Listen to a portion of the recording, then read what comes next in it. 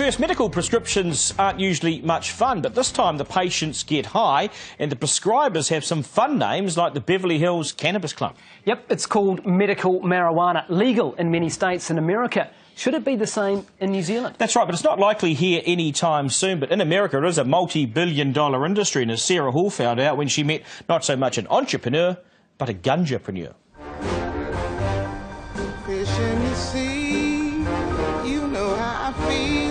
Driving through the manicured streets of Beverly Hills, Cheryl Shuman looks every inch the Hollywood wife. She's blonde, glamorous, even has the Ferrari to match. And I'm feeling good. But there is more to Cheryl than meets the eye. A lot more. You see, Cheryl Shuman is a gunjapreneur, one of the growing number of Americans making their millions out of marijuana.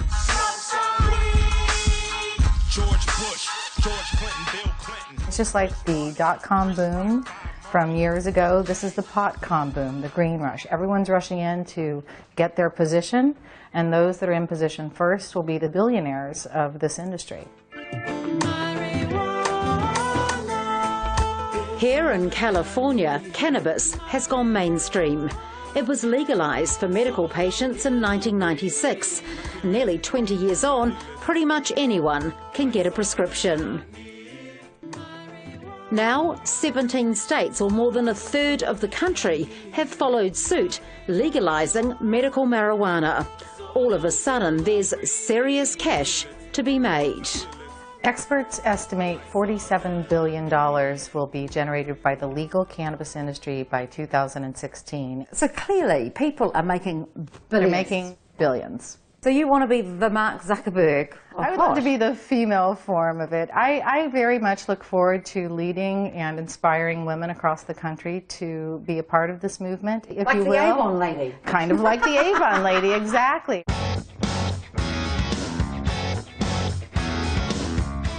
So how did Cheryl become a cannabis queen? Like many Americans, she's a master of reinvention. Cheryl grew up dirt poor on an Appalachian tobacco farm. So poor she featured on a story about the country's most impoverished families. But Cheryl was determined to claw her way out of poverty, making her first million in her 20s by clipping coupons. Hi, I'm Cheryl Peart, and for the past 4 years I've been turning my trash into cash, and I'm going to show you tonight how you can too. Then she became optician to the stars. People used glasses for films, and instead of shopping all over town, she could bring the glasses to them. But a few years ago, her glamorous life came to an end when Cheryl was diagnosed with ovarian cancer. Got a lot of chills and a lot of pain today. So hopefully things will get better. To help with the nausea and pain, a friend suggested she smoke cannabis. To her surprise, not only did Cheryl come off her medication, her cancer disappeared. Cannabis gave me my life back. It sounds silly, but it's a very spiritual thing to know that God gave us this. And I feel through positive attitude and prayer and meditation and using cannabis as medicine saved my life.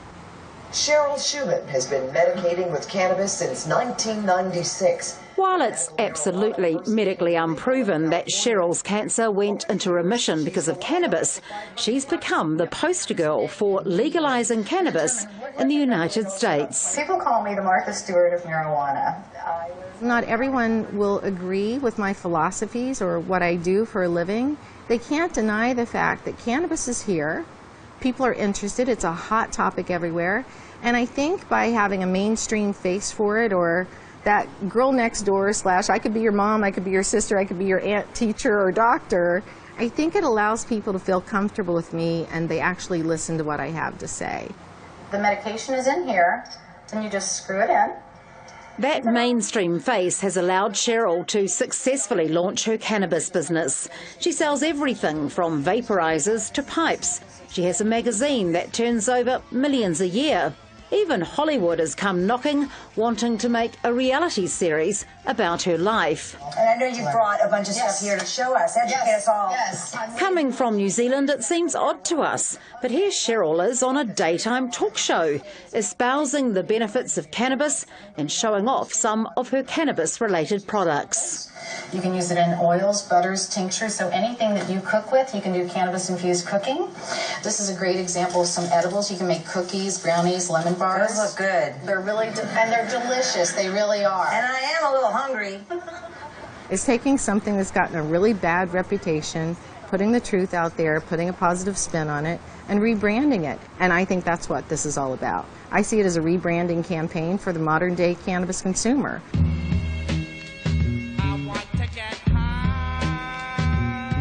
Cheryl has taken her love of cannabis further than most.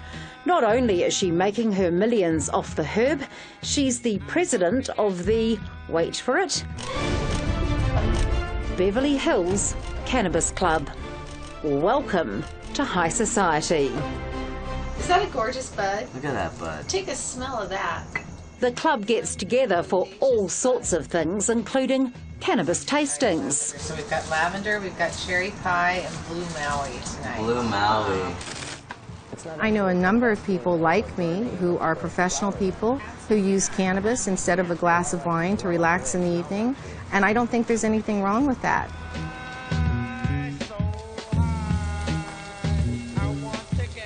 So what's on the menu here at the Beverly Hills Cannabis Club tonight, David? Well, let's see. I did an oatmeal crusted chicken with an herb pesto sauce on top, baked off together. And we all know what herb he's talking about. The club also holds cannabis dinner parties, even hiring an executive chef for the occasion. Can I try a little bit of your pesto or over there? Let's see what it tastes like. Right, this has clearly got cannabis in it. I just want to see what the... It's really good. It just tastes like normal pesto to me. Yeah, well, we got cheese and nuts and everything else like the regular pesto should be. I tasted, but I didn't swallow. So what could we expect if medical marijuana was made legal in New Zealand? Well, you'll get an idea after the break, and it is pretty out there. How hard was it for you to get that medical marijuana card that allows you to shop in places like this? The biggest thing for me was I was having trouble sleeping and getting a deep enough, consistent sleep.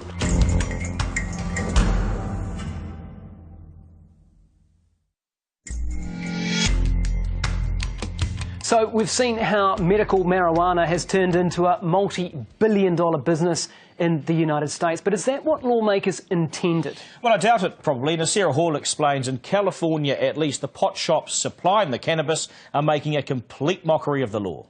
This seems very bizarre to me. I mean, here we are in the middle of Beverly Hills and we're holding up marijuana plants and we can't get arrested.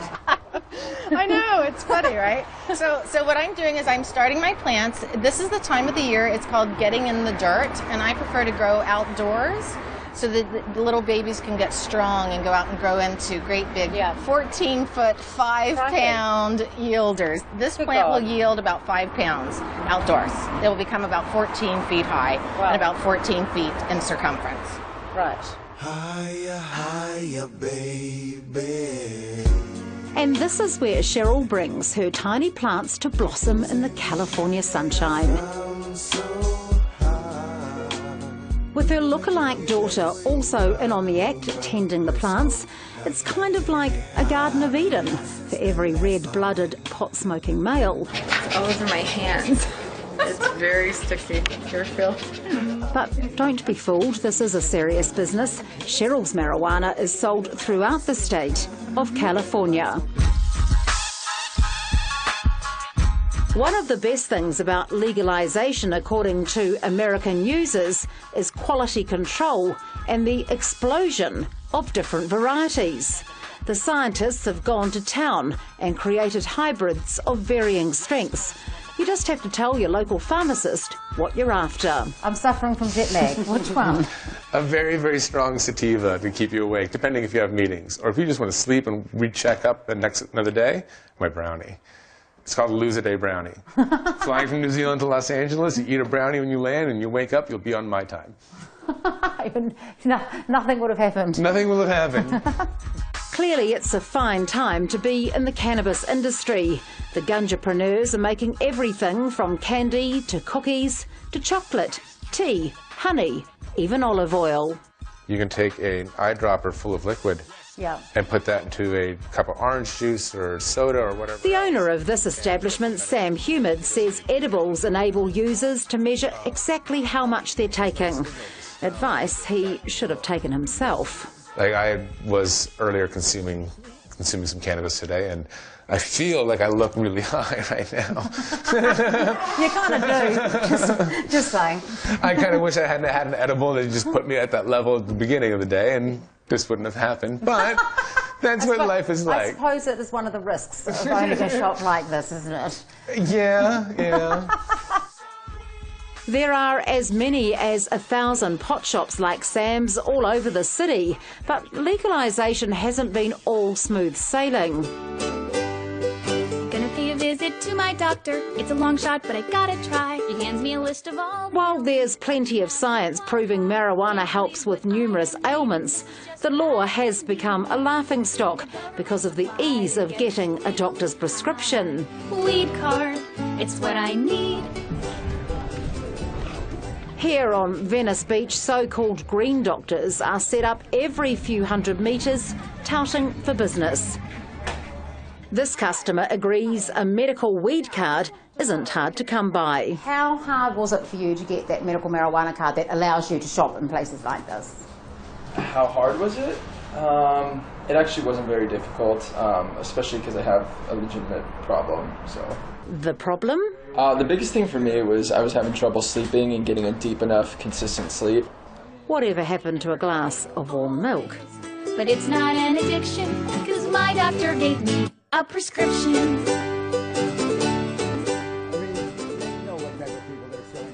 It's supposed to be for people that have illnesses.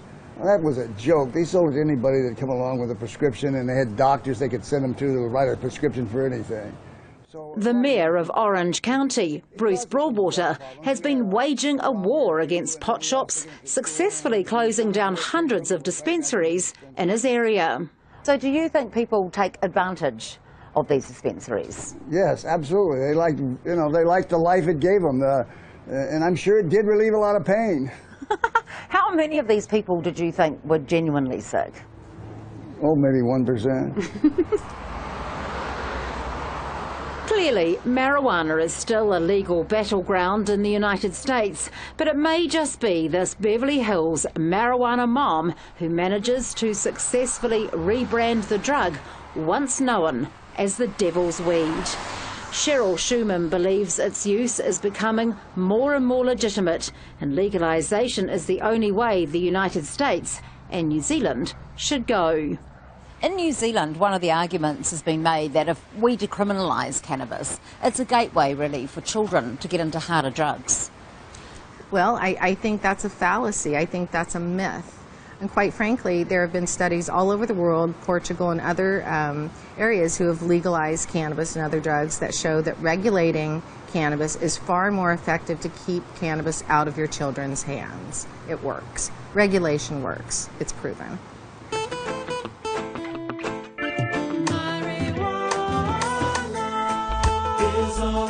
52% of Americans favour widespread legalisation. Both Colorado and Washington states have done just that and legalised marijuana for anyone over 18. Some believe the genie has now escaped the bottle and marijuana will soon be legal in more states than not, providing endless opportunities for savvy gunjapreneurs like Cheryl Shuman. She says she's not just smoking grass, she's making hay while the sun shines. Yeah, right, making hay while the sun shines. In New Zealand, though, it's fair to say that feelings run high on this issue. Yeah, they do, and you saw that in that public response to our recent series on the vote when we asked you whether or not soft drugs should be decriminalised. Yeah, 72% of New Zealanders said yes, soft drugs like cannabis and synthetic cannabis should be decriminalised. Just 28% said no. I think it's fair to say, though, that there's not really a push or a push anywhere, really, from either legislators, MPs, political parties for any kind of change